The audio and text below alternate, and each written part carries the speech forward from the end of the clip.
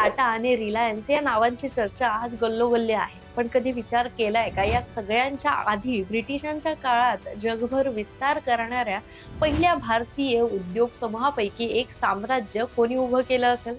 नमस्कार, मी अश्विनी आणि आज आपण जाणून घेणार आहोत अशा एका घराण्याचा इतिहास ज्यांनी देशाला स्वातंत्र्य मिळवून देण्याच्या काळापासून ते आज आपण वापरत असलेल्या कपड्यांपर्यंत आणि घराच्या सिमेंट पर्यंत भारताच्या औद्योगिक जळणघळणीत मोठा वाटा उचलला आहे. ते नाव म्हणजे बिर्ला कुटुंब. या महाकाय साम्राज्याची सुरुवात होते 18व्या शतकाच्या शेवटी राजस्थानच्या वाळवंटातील पिलानी नावाच्या एका छोट्याशा गावात होत. 1857च्या सुमारास जेव्हा देशात ब्रिटिशांविरुद्ध पहिलं स्वातंत्र्य युद्ध पेटलं तेव्हा शेठ शिवनारायण बिर्ला नावाचा एका मारवाडी गृहस्थ पिलानी सोडून कलकत्त्यात आले. त्या काळी कलकत्ता हे ब्रिटिशांच्या व्यापाराचं मुख्य केंद्र होतं आणि तिथल्या व्यापारावर प्रामुख्याने ब्रिटिश कंपन्यांची मक्तेदारी होती. शिवनारायण बिर्ला यांनी सुरुवातीला अत्यंत छोट्या प्रमाणावर कापूस आणि अफूचा व्यापार सुरू केला. ब्रिटिशांनी मारवाडी व्यापाऱ्यांनी व्यवसायात पुढे येऊ नये म्हणून अनेक कायदे केले, अनेक अडथळे आणले, पण शिवनारायण बिर्ला आणि त्यांचे सुपुत्र बलदेवदास बिर्ला यांनी हार मानली नाही. त्यांनी कलकत्त्याच्या व्यापारात आपली पत एवढी घट्ट केली की ब्रिटिश व्यापाऱ्यांनाही त्यांची दखल घ्यावी लागली. पहिल्या महायुद्धाच्या काळात बिर्ला कुटुंबाने व्यापारात मोठी प्रगती केली आणि मारवाडी समाजाची व्यावसायिक ताकद काय असते हे दाखवून दिलं. पण या साम्राज्याला खऱ्या अर्थाने आधुनिक रूप दिलं बलदेवदास यांच्या 4 मुलांपैकी एक असलेल्या घनश्यामदास बिर्ला म्हणजे जी.डी. बिर्ला यांनी. जी.डी. बिर्ला हे केवळ एक उद्योगपती नव्हते, तर ते अत्यंत कुशाग्र बुद्धीचे रणनीतिकार होते. त्यांनी पाहिलं की ब्रिटिश लोक भारतातून कच्चा माल स्वस्तात नेतात आणि तिथून कापड बनवून भारतात महागड्या दरात विकतात. ही मक्तेदारी मोडण्यासाठी जी.डी. बिर्ला यांनी 1919 मध्ये भारतातील पहिली भारतीय मालकीची ताक गिरणी म्हणजेच ज्यूट मिल सुरू करण्याचा निर्णय घेतला. ब्रिटिशांनी त्यांना जागा मिळू नये, बँकांकडून कर्ज मिळू नये म्हणून प्रचंड दबाव आणला. अगदी स्कॉटिश आणि ब्रिटिश मिल मालकांनी बिर्लांना व्यवसायातून उठवण्याचा प्रयत्न केला, पण जी.डी. बिर्ला आपल्या निर्णयावर ठाम राहिले. त्यांनी गिरणी उभी केली आणि ब्रिटिश कंपन्यांशी स्पर्धा करत उत्तम दर्जाचा माल बाजारात आणला. भारतीय उद्योग जगताच्या इतिहासातील हा एक अत्यंत महत्त्वाचा टप्पा होता. यानंतर त्यांनी टेक्सटाईल आणि सिमेंट क्षेत्रातही आपलं पाऊल टाकलं आणि बिर्ला हे नाव घराघरापर्यंत पोहोचू लागलं. आता येऊया त्या इतिहासाकडे जो आज अनेकांना माहिती नाहीये. बिर्ला कुटुंब आणि महात्मा गांधी यांचे ऋणानुबंध. जी.डी. बिर्ला हे महात्मा गांधींच्या विचारांनी अत्यंत प्रभावी होते. 1915 मध्ये जेव्हा गांधीजी दक्षिण आफ्रिकेतून भारतात परतले तेव्हापासून ते त्यांच्या आयुष्याच्या शेवटच्या दिवसापर्यंत जी.डी. बिर्ला हे महात्मा गांधींचे सर्वात जवळचे मित्र, सल्लागार आणि पाठीराखे राहिले. इतिहास साक्ष आहे की भारताच्या स्वातंत्र्य लढ्यासाठी, काँग्रेसच्या विविध आंदोलनांसाठी आणि गांधीजींच्या सामाजिक कार्यासाठी जी.डी. बिर्ला नेहमीच मोठा आर्थिक पाठिंबा देत असत. गांधीजींनी नेहमीच बिर्लांना आपल्या कुटुंबातील सदस्यांसारखे मानले, पण या नात्याचा अंत अत्यंत वेदनादायी ठरला. 30 जानेवारी 1948 रोजी जेव्हा नथुराम गोडसे यांनी महात्मा गांधींवर गोळ्या झाडल्या तेव्हा गांधीजी हे दिल्लीतील बिर्ला हाऊस येथे होते.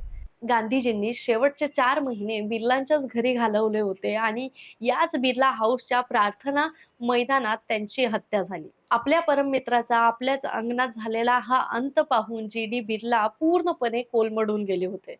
आज त्याच बिर्ला हाऊसला गांधी स्मृती म्हणून ओळखले जाते, जे बिर्लांनी नंतर सरकारला सुपूर्द केले. स्वातंत्र्यानंतर बिर्ला ग्रुपने देशाच्या औद्योगिकरणामध्ये मोठी भूमिका बजावली. जी.डी. बिर्ला यांनी हिंदुस्तान मोटर्सची स्थापना केली, ज्या कंपनीने भारतात प्रसिद्ध अशी अँबॅसेडर कार तयार केली.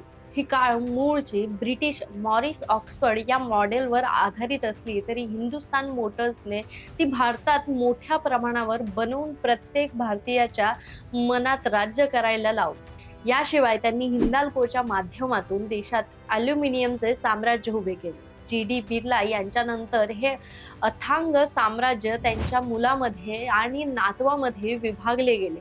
त्यानंतर ही कौटुंबिक फाळणी अत्यंत शांततेत आणि समजूतदारपणे झाली, जी आजही बिझनेस जगात एक आदर्श मानली जाते. या फाळणीनंतर जी.डी. बिर्ला यांचे नातू आदित्य विक्रम बिर्ला यांनी या साम्राज्याची धुरा सांभाळली. आदित्य विक्रम बिर्ला हे अत्यंत दूरदृष्टी असलेले नेते होते. भारतामध्ये जेव्हा लायसन्सचे राज होते आणि उद्योग वाढवण्यावर अनेक सरकारी बंधनं होती, तेव्हा त्यांनी एक धाडसी पाऊल उचललं. त्यांनी भारताबाहेर म्हणजेच थायलंड, मलेशिया, इंडोनेशिया आणि फिलिपिन्स सारख्या देशांमध्ये बिर्ला ग्रुपच्या कंपन्या सुरू केल्या. जागतिक स्तरावर आपला व्यवसाय पुढे नेणारा भारतातील पहिला अग्रगण्य उद्योग समूह ठरला. पण 1995 मध्ये बिर्ला कुटुंबावर पुन्हा एकदा दुःखाचा डोंगर कोसळला. आदित्य विक्रम बिर्ला यांचे वयाच्या अवघ्या 51व्या वर्षी कर्करोगाने अकाली निधन झाले. संपूर्ण बिर्ला ग्रुप अचानक पोरका झाला. संपूर्ण बाजारात शोककळा पसरली आणि अशा कठीण परिस्थितीत संपूर्ण साम्राज्याची जबाबदारी आली त्यांच्या अवघ्या 28 वर्षाच्या मुलावर, ज्यांचं नाव आहे कुमार मंगलम बिर्ला. त्या काळी बिझनेस विश्लेषकांनी शंका उपस्थित केली होती की एवढ्या कमी वयाचा तरुण एवढा मोठा आणि विविध क्षेत्रात पसरलेला ग्रुप सांभाळू शकेल का? पण कुमार मंगलम बिर्ला यांनी सगळ्यांना चुकीचं ठरवलं. त्यांनी आल्या आल्या जुन्या काही कालबाह्य झालेल्या पद्धती बदलल्या. त्यांनी सिमेंट व्यवसायात आपलं लक्ष केंद्रित केलं आणि आज जगातल्या सर्वात मोठ्या सिमेंट ब्रँडपैकी एक असलेल्या अल्ट्राटेक सिमेंट उभा केला. कुमार मंगलम बिर्लांनी जेव्हा पदभार स्वीकारला तेव्हा ग्रुपची उलाढाल केवळ $2 अब्ज एवढी होती. त्यांनी आज या आदित्य बिर्ला ग्रुपला $65 अब्ज पेक्षा जास्त मोठ्या महाकाय साम्राज्यात रूपांतरित केलं आहे. मित्रांनो, तुम्हाला वाटत असेल की बिर्ला ग्रुप फक्त सिमेंट किंवा धातू बनवतो. तसं नाही. आपण नकळत आपल्या रोजच्या आयुष्यात बिर्ला ग्रुपशी जोडलेलो आहोत. आपण जे कपडे घालतो त्यातील प्रसिद्ध ब्रँड्स जसे की Louis Philips, Van Heusen, Peter England आणि ॲलन सोनी हे ब्रँड्स मूळचे परदेशी असले तरी भारतातील त्यांचे सर्व हक्क आणि संपूर्ण व्यवसाय आज आदित्य बिर्ला फॅशनकडेच आहे. याशिवाय मोबाईल नेटवर्क मधील वोडाफोन आयडियामध्ये बिर्लांची मोठी भागीदारी आहे. आपल्या स्वयंपाकघरात वापरला जाणारा फेशियल फॉईल किंवा घरातल्या खिडक्यांमध्ये ॲल्युमिनियम हे हिंदाल्कोचेच असते. म्हणजे सकाळी उठल्यापासून ते रात्री झोपेपर्यंत आपण बिर्लांच्या साम्राज्याशी कुठेतरी जोडलेलं असतो. या उद्योग समूहाचे वैशिष्ट्य असे आहे की गेल्या 150 वर्षात अनेक चढ उतार आले, कायदेशीर किंवा व्यावसायिक वादही आले, पण प्रत्येक वेळी बिर्ला ग्रुपने बाजारात आपली एक अत्यंत विश्वासार्ह आणि मजबूत प्रतिमा टिकवून ठेवली. पिलानी या छोट्या गावातून सुरू झालेला हा प्रवास आज जगातील 36 पेक्षा जास्त देशांमध्ये पसरलेला असून त्यात 1,40,000 पेक्षा जास्त कर्मचारी काम करत आहेत. बिर्ला कुटुंबाने व्यवसायासोबतच देशात शिक्षण आणि संस्कृतीच्या प्रसारासाठी अफाट काम केले आहे. देशभरात असलेले भव्य बिर्ला मंदिरे ही भारताच्या वास्तुकलेचे उत्तम नमुने आहेत.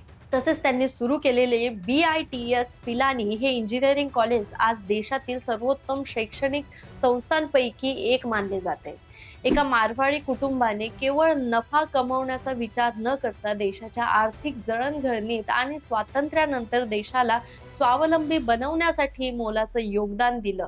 हा बिर्ला ग्रुपचा खरा इतिहास आहे. तुम्हाला बिर्ला ग्रुपच्या इतिहासातील कोणती गोष्ट सगळ्यात जास्त आवडली हे कमेंट करून नक्की सांगा आणि व्हिडिओ आवडला असेल तर नक्की शेअर करा. तसेच नवनवीन व्हिडिओ तुम्हाला पाहायचे असतील तर आत्ताच आपल्या पेजला फॉलो करा, कारण विषय कोणताही असो आपला मुद्दा भारी आहे.